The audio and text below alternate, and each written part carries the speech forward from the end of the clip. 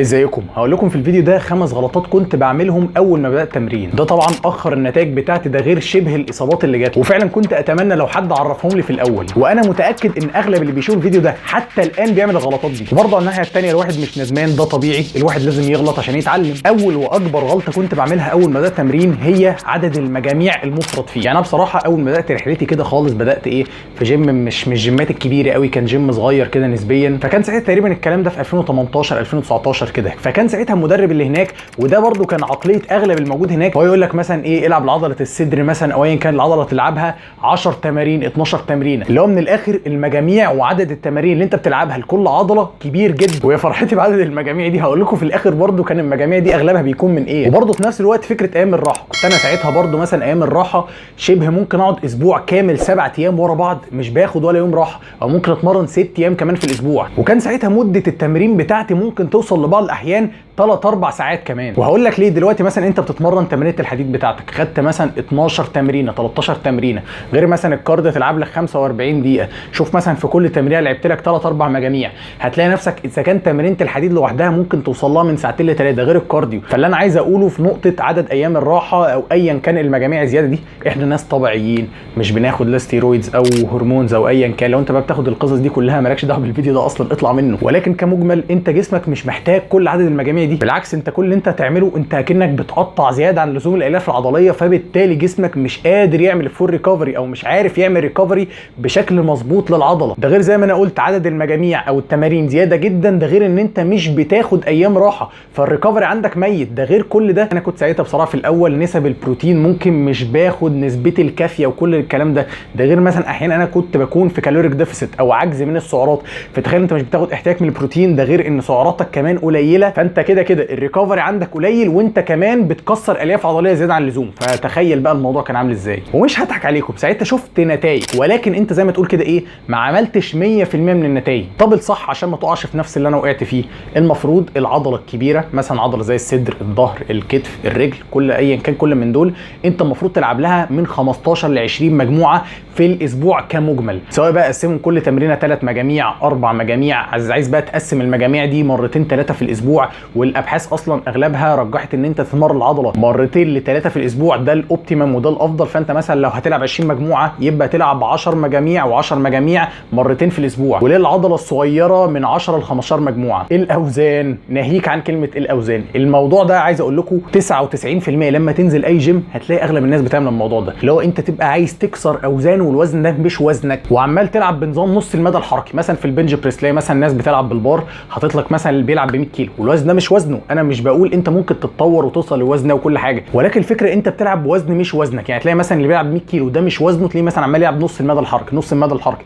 والكلام ده طبعا تلاقيه في الدمبل واي تمرين عامه. طب كل ده عشان يشبع الارضاء النفسي اللي عنده، ان هو انا بشيل مثلا الدمبل ال 40 كيلو او ال 50 كيلو. يعني عايز اقول لك محصله الكلام ده كله لما تيجي تبص على المدى البعيد، اول حاجه انت عليت جدا احتماليه الاصابات، لان انت عمال تحط ضغط على المفصل والمفصل لا يتحمل الوزن ده، لسه مش مؤهل ليه. تاني واهم حاجه العضله ما استفادتش الاستفاده الكامله. يعني مثلا اللي عمال يلعب بنج بريس عمال يلعب في الاخر مدى الحركي طق طق طق كده، طب انت دلوقتي اكتر حاجه فيها اكتيفيشن دلوقتي الترايسبس مش الصدر اصلا. برده من اهم الحاجات انت مثلا تيجي بعد كده لما تيجي بقى تعدل الفورم بتاعك وعايز بقى العب الفول رينج اوف موشن، اللي هو انزل مثلا نازله كامله واطلع وكل ده، هتلاقي احتماليه ان يجيلك اصابه بقت اعلى. ليه؟ انت زي ما بتقول كده الاربطه بتاعتك او الليجامنتس وكل الكلام ده انت بدات تبنيه على شيء غلط، اللي هو انت عودته ان المدى الحركي يكون اقل من الطبيعي. فزي ما انا قلت في الاول انت عليت احتماليه ان يجيلك اصابات. ثالث واهم نقطه حوار ان انت مش هتعرف تتتبع بعد كده البروجريشن بتاعك بشكل كويس، او بمعنى صح التطور بتاعك في الاوزان او التمرين بشكل كويس. وده عشان اوضحها، فلنفترض انت مثلا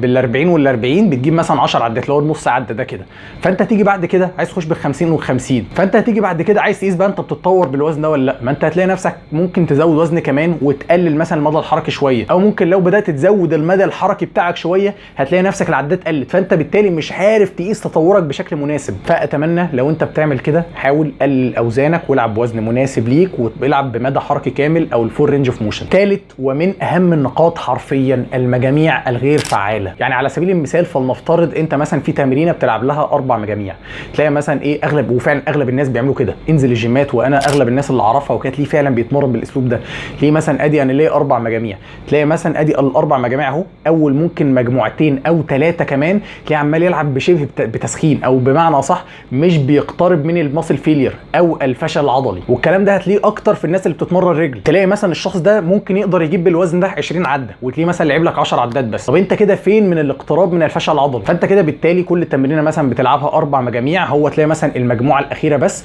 هو اللي تخش فيها ايه، ان انت تجيب فيها اخرك من الاخر. فانت مثلا لو لعبت 5 تمارين هتلاقي المحصله النهائيه بتاعتك ان انت مثلا كل تمرينه من دول فيها مجموعه واحده بس في الفعال، فتلاقي نفسك اخر التمرينه دي 15 مجاميع بالكتير قوي هم دول اللي كانوا فعالين والعضله استفادوا بيهم. فخلاصه الكلام انت بتسخن كويس جدا قبل التمرين، سواء مفاصلك العضله اللي هتلعبها مثلا تلعب بنش، تسخن البنش بتمرينه بنش بوزن مثلا ما تقتربش فيه الفشل العضلي قوي، او معنى صح العضله تكون شغاله ولكن مش بيشكل حمل كبير عليه. حلو، سخنت العضله كويس، خلاص كل تمرينه تلعبها تكون افكتيف، او بمعنى صح تقترب فيها للفشل العضلي. وعشان الخص لكم كده الموضوع في الفشل العضلي، احنا عندنا في حاجه اسمها ار بي اي 10، ده معناها ان انت كده وصلت للفشل العضلي، مفيش ولا عده زياده تقدر تجيبها.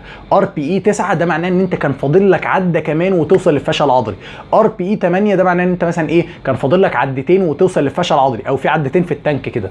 فانت المفروض اي مجموعه تلعبها في التمرينه بتاعتك تكون الار بي اي بتاعها من 8 لحد 10. وانصح عامه 10 دي ما تروحلهاش الا في تمارين الايزوليشن، مثلا زي البايسبس الترايسبس اللي هي العضلات الصغيره دي، ساعتها ممكن تروح للار بي اي 10. رابع نقطه هوس المكملات. دايما كنت انا اول ما بدات اتمرن وكده كان عندي اعتقاد دايما ان ايه ده، انا عشان مش ما عنديش واي بروتين ولا عندي كرياتين ولا مالتي فيتامين ولا اوميجا 3 وجلوتامين وبي سي دبل اي وكل ده انا كده مش هعمل احسن نتائج، ولا انا كده مش هبني عضلات، ده انا التمرين بتاعي انا مش بوصل ل 100% من النتائج. كان فعلا الموضوع عامل لي شبه هوس. واللي انا عايز اقوله انت فعلا مش محتاج للمكملات الغذائيه، فعلا بجد مش محتاجها. حتى مثلا مكمل زي الكرياتين انا عارف اي نعم ان هو يا انت مش بتقدر تدخله من احتياج اليومي من الاكل وكل ده وبتحتاجه، ولكن برضه للناس المبتدئين انت فعلا مش محتاج كرياتين. يعني انت مثلا في الاول هتلاقي نفسك عمال بتتطور بسرعه، او زي ما تقول كده ايه، تطورك في الاوزان في المجاميع ايا كان كل من ده هتلاقي نفسك بتتطور بسرعه.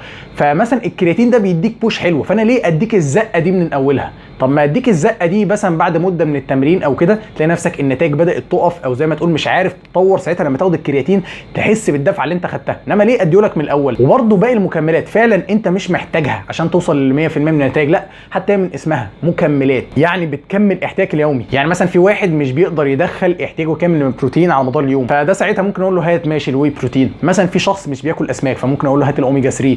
مثلا شخص اكله ما فيهوش فايبرز او فواكه وخضروات كتير عامه، فساعتها ممكن اقول له هات المالتي فيتامين. ولكن كمجمل انت مش محتاج المكملات دي كلها، انت ممكن من الاكل تدخل كل الاحتياج ده. وبرده في مكملات تانية فعلا ملهاش لازمه، زي مثلا البي سي دبل اي، يقعد يقول لك يا دي فيها الاسينشال امينو اسيدز، ده انت محتاج عشان بناء العضلات وكل ده. طب ما في حاجه تانية، طب ما الاسينشال امينو اسيدز برده موجوده في اي مصدر حيواني انت بتاكله، فيعني انا استفدت ايه كده؟ برده مكمل زي جلوتامين مثلا، طب ما هو نفس المنطق او نفس السيستم. فانا عايز اقول في الاخر فعلا المكملات مش مهمه زي ما انت متخيل، وممكن توصل لنفس النتائج اللي الشخص بياخد فيها مكملات او 100% من الريزلت او النتائج بدون ما تاخد مكملات اصلا. خامس واهم نقطه واللي فعلا انا كنت يعني دايما فيها وعمال في حلقه مفرغه منها، وهي تغيير نظام التمرين بتاعك كل شويه. وده بسبب ان في ناس كتير تقعد تسمعها ويقول لك ايه ده، انت المفروض بعد 6 اسابيع او شهرين او 3 شهور او ايا كان تغير نظام التمرين بتاعك. وحاجه تانية انا كنت كمان انا في الاول، وفي ناس كتير برضو بيعملوا كده، يقول لك لا ده لازم اغير كل شويه نظام التمرين، ده انا كل اسبوع اسبوعين اغير نظام التمرين بقى وايا كان، عشان بقى ايه الجسم ما يحصلوش ادابتيشن او يتعود على نظام التمرين فبالتالي ما يبنيش عضلات. فاللي انا عايز اقوله الكلام ده غلط، وانا بذات نفسي كنت بعمل كده في الاول. تقعد مثلا ايه اتنقل بين البرو سبليت او البوش بول ليج او الابر اند لور او ارنولد سبليت او ايا كان كل من ده. ولكن اللي اقدر اقول لك انت كده مش بتلحق تشوف نتيجه نظام التمرين عليه. يعني عايز اقول لكم حاجه بصراحه، انا قعدت سنه كامله بتمرن بوش بول ليج، فالملخص اغلب الابحاث مثلا رجحت ان انت تتمرن العضله اكتر من مرتين في الاسبوع. فشوف اي نظام يعني يوافق هذا الكلام وابتدي طبقه، وما تقعدش كل شويه تغير. يعني مثلا انا شايف ان انت ما تغيرش نظام التمرين بتاعك الا اما تلاقي النتائج بدات تقف، اللي هو يا انا مش شايف نتائج من النظام ده تاني، ساعتها ممكن اغير من النظام. انما غير كده مثلا النظام جايب معاك نتائج كويسه جدا، طب ليه توقفه؟ يعني ايه المنطق ان انت توقفه؟ وزي ما انا قلت فكره التنقل بين الانظمه والتانيه بلاش تعملها، عشان انت كده مش بتلحق حتى تشوف نتيجه التمرين او نظام التمرين اللي انت ماشي عليه. سادس حاجه ودي زياده بقى من عندي كده، ان انت بتبعد عن الاساس او البيز بتاعك. وده بمعنى صح ان انت بتسيب التمرين الاساسيه وتبتدي تروح للتمارين الاكسسوري، اللي هو مثلا على سبيل ممكن مثال تلاقي واحد بيسيب تمرينة البنج بريس بالبار عشان مثلا يلعب لك على الكيبل فلايز مثلا او كده، او بمعنى صح التمارين اللي فيها تكنيك شديد قوي. انا مش بقول لك ان التمارين دي غلط، ولكن بمعنى صح ما تجيش عليها على حساب التمارين الاساسيه زي البنج بريس، الديد ليفت، السكوات، ايا كان كل من التمارين المركبه دي، لان باختصار دي التمارين اللي فعلا هتشوف فيها زياده في الاسترينث والكتله العضليه. ومش بقول لك انها تمارين غلط الاكسسوري وكل ده، ولكن انا بصراحه انصح لو حد مبتدئ او كده ما بفضلش ان هو يركز على تمارين الاكسسوري كتير، لا ابني الاساس بتاعك صح، التمارين البنج بريس مثلا، ديد ليفت، السكوات، ايا كان كل من دول تبتدي تتطور فيهم، تشيل اوزان فيهم كويسه، الفورم بتاعك تتاكد صح، خلاص بنيت الاساس بتاعك، ساعتها بقى ايه نبتدي ندخل تمارين الاكسسوري عشان نركز بقى ايه على الزوايا الطرفيه وكل ده. ولكن مثلا احيانا تلاقي شخص يقعد يقول لي انا ايه ده، انا عايز اركز على الجزء اللي خط النص اللي في الصدر العالي. ماشي، انت اصلا ما عندكش عضله صدر، انت عضله الصدر عندك ضعيفه اصلا، طب يعني هقعد اركز على التفاصيل الصغيره دي والعضله ذات نفسها كلها محتاجه تتطور، اقعد بقى اركز لي على تمرينه مثلا من الحاجات البول اوفر دي عشان اركز على نقطه صغيره جدا وانت عضله الصدر كلها ضعيفه؟ فانت المفروض تركيزك على التمارين البيز او التمارين الاساسيه. وفي الاخر اتمنى لو اي حد من اللي بيشوف الفيديو دلوقتي كان بيعمل غلطات زي اللي انا كنت بقولها من شويه، او في غلطات تانية بيعملها، يا ريت يشاركها معانا تحت في الكومنتات، واشوفكم الفيديو الجاي ان شاء الله.